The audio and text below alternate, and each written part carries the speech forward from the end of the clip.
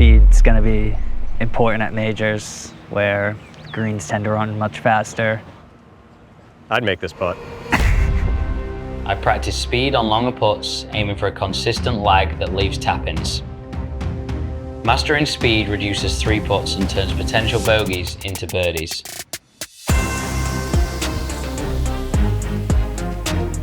Like a pro. Just using the data to the best of our ability and trying to get as much out of it as we can and learn more input from the data in order to get better.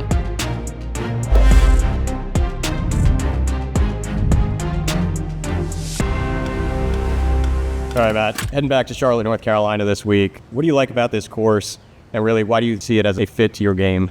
Off the tee, particularly for the second major, it's going to be set up tough. It will be set up probably a little bit different to the elevated events that we played. Rough will probably be a bit thicker.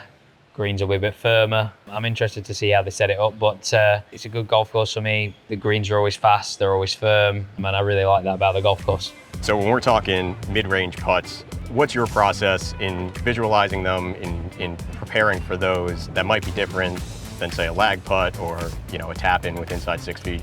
Mid-range for me is like you've got to get your green reading pretty spot on. We'll probably spend a lot of time in the build-up to doing plenty of green reading work, whether that's a 2/3 drill, whether it's maybe a little bit of an aim point calculation. We'll do a bunch of different things to try and dial in my green reading, make sure I'm comfortable, make sure I'm seeing the lines. There's a bunch of different things you can do. I really enjoy doing the green reading side of it. I think it's a skill that's probably not practiced enough by most, and it's a skill that can really, elevate your performance in putting. So 13 feet right to left here, Matt. Yeah.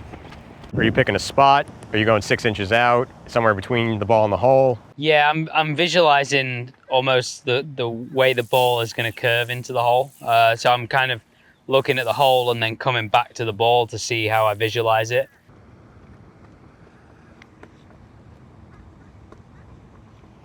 Look good in the air. Well, so as you're going through this drill, how many balls are you trying to hit, and really, how are you measuring success on this? Yeah, so in this drill, 7 to 13, we have 9 balls, 9 different distances, and then obviously at the end it'll give me a strokes gain score, and then we can keep track of that. So second putt here, Matt, 12 feet left to right. And so these distances that Ray's reading out, they're coming from the app based on your performance in tournaments, your performance in practice, Yeah. and trying to focus on areas that you might be faced with in upcoming events.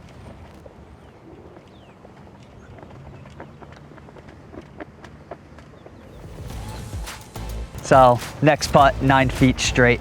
9 feet straight.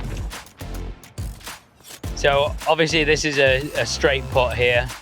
I feel like after spending some time both sides, maybe this side you would feel it looks like a right to left. This side it looks left to right. So obviously I've decided that this is this straight putt. From here, once I'm stood over, my tip for amateur golfers is to use a line on the ball. I think it makes a big difference to the stroke, to the start line. You can be a bit more committed to that, and I think you'll hit better putts because of it. So I always like to use a line, and then when I do, I feel like there's much more confidence in the line that I've chose, and then I can hit a much better putt.